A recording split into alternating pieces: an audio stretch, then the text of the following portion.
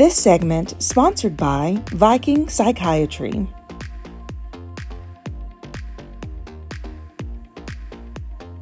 It is Thursday, so you know it's time for Mental Health Matters with Viking Psychiatry and Wellness. And today we're going to continue our conversation with Sean, and we're going to pick up where we're talking about oxytocin and sexual wellness. And this is something that's often overlooked, so you don't want to miss it. Good morning, Sean. Good morning. Well, welcome back. Thank you so much.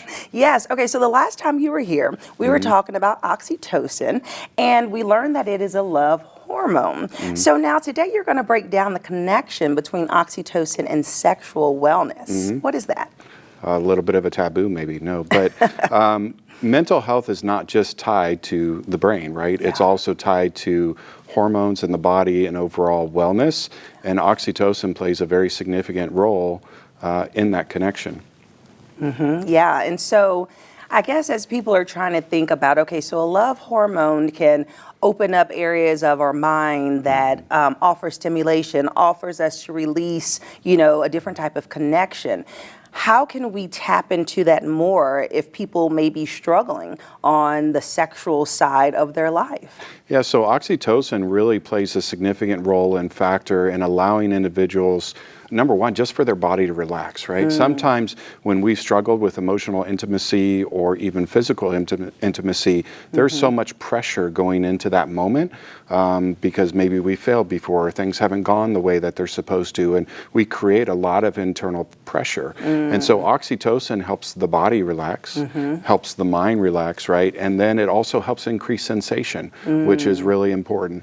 And even more interesting is it's been shown and studied, and I've seen it in clinical practice, to even help improve orgasm. So it really plays a critical role in the overall connection when it comes to intimacy, and we can see how intimacy issues tie so much into mental health.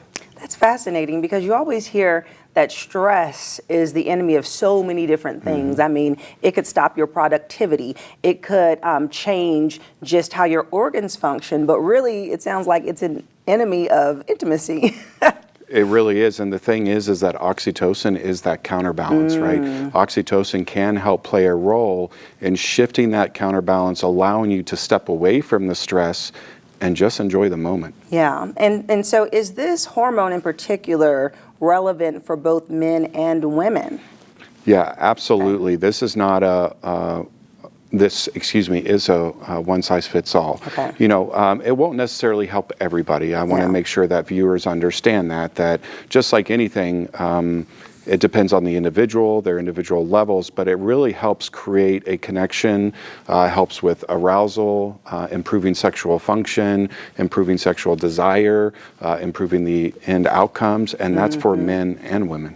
Yeah, and I'm sure people are thinking this is an interesting topic for Viking Psychiatry because we really have focused on the mental health side of things, but with your expansion to the wellness, this plays a part. So kind of talk to me about the tie-in of it all. Yeah, so for me, we're not changing what we're doing, we're just adding to what we're doing, because I think one of the things that we've tried to do from the very beginning is be a psychiatry practice that's not focused on just prescribing a pill, but focus on looking at the individual and treating the entire individual.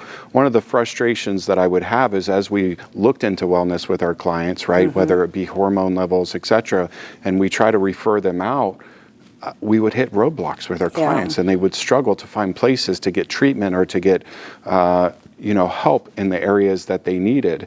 And it's hard for somebody to begin to feel better with their PTSD or with their anxiety or with their depression if, for example, the intimacy department continues to be an area of conflict and pulling them down.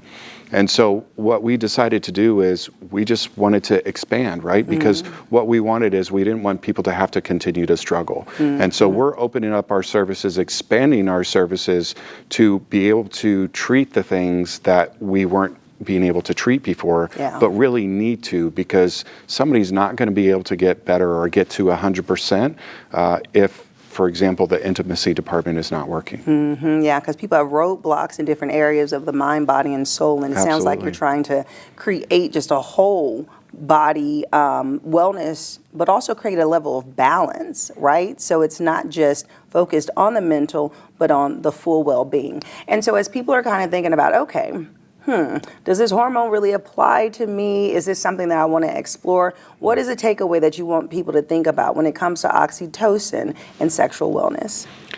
You know, oxytocin can allow you to really let your nervous system feel safe. It can allow you to connect and feel intimacy. And it's a natural way to approach some of the struggles that we have in body health, physical health, and mental health without being dependent upon another pill, for example, right, or another prescription. And so that's what we really want, is we want people to know and understand that when they come and see us, we're not just going to offer the standard solution, right?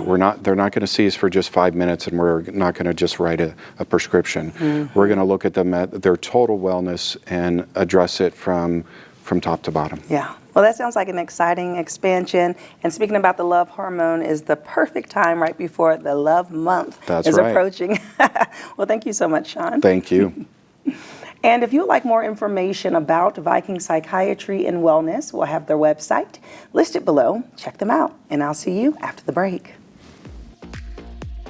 This segment sponsored by Viking Psychiatry.